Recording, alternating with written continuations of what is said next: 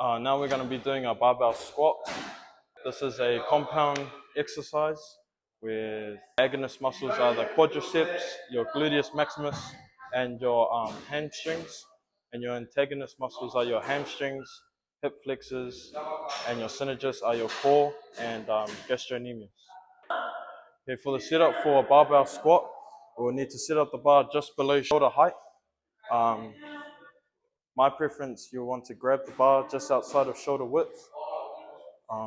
You want to rest the bar on your upper back, your trapezius muscle, and then you want to just step up under the bar. You want to walk just 2 steps away from the bracket,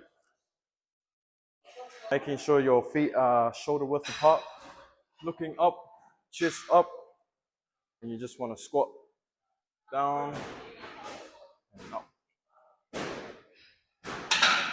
The eccentric phase, which is lowering of the squat, is your hip flexion, knee flexion, and your ankle dorsiflexion. And the concentric phase, which is rising up from the squat, is your hip extension, knee extension, and ankle plantarflexion. And one tip to enhance your safety when doing a barbell squat is if you're doing big weights, make sure to have a weight belt and to always keep your heels stuck to the ground whenever you're lowering and coming back up.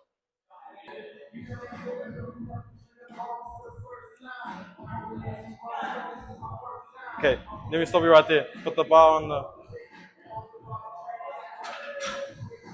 Okay, what I want you to. Oh, do I have consent to touch it? Okay, what I want you to do is to have the bar just on just below your neck, on your upper back, and I want your feet just shoulder width apart, and I want you to keep your heels stuck to the ground when you're coming down and when you're coming up.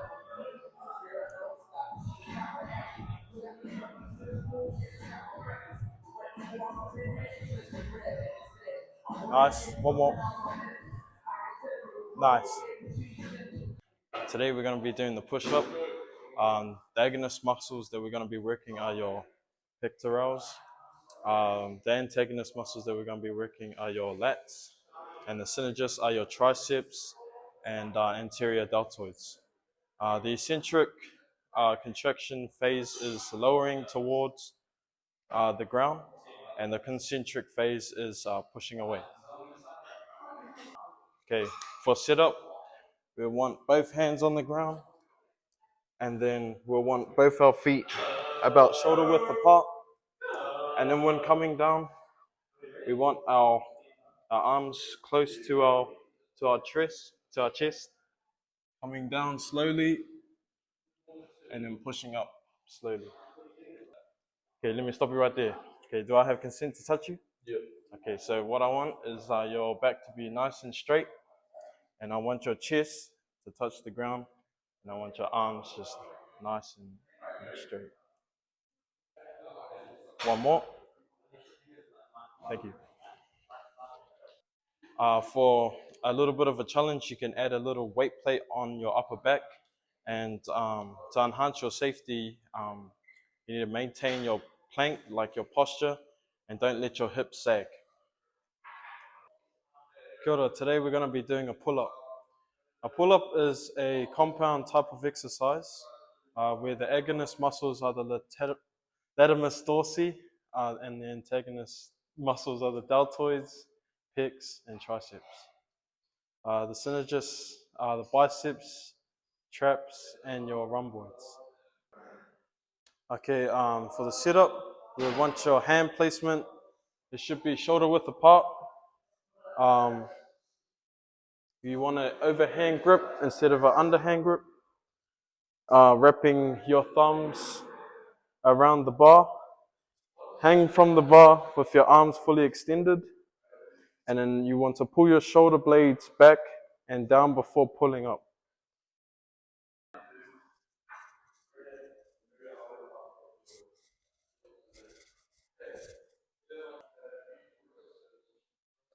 Oh, okay, let me stop you right there. Okay, so what's going on is that you have your hands on an undergrip. We want you to have it overhead, and I want your thumbs to be wrapped around. your hands. And keep your back nice and straight.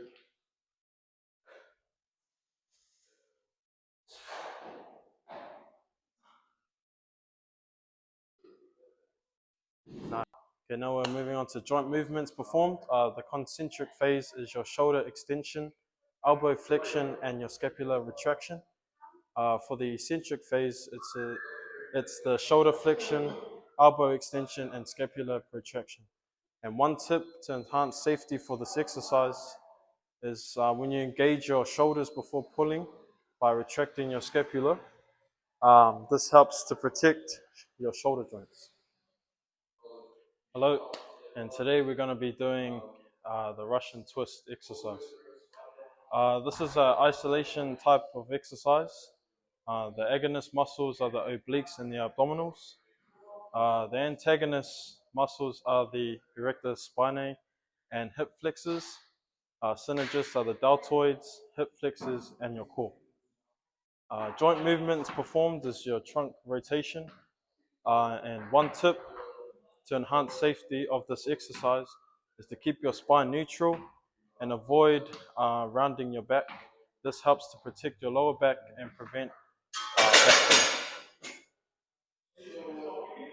Okay, if you come with me, we're going to be sitting on the floor on a mat. Make sure your knees are nice and bent and your heels are touching the floor.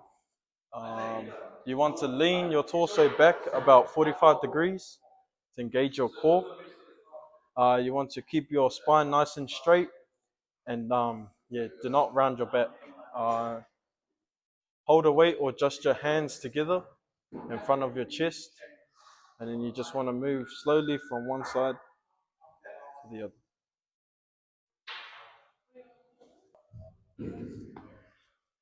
This is a perfect example of what not to do, so let me just stop you right there. So what you want is that you want your knees up, bent, so your heels are touching the floor. I want your torso about 45 degrees, so you can feel it right in your core. And I want your back and spine straight, so it's not rounded. And I want your hands together, like this. Oh, yep, all like this. And I want you to go side to side real slowly, so you get that twist in there.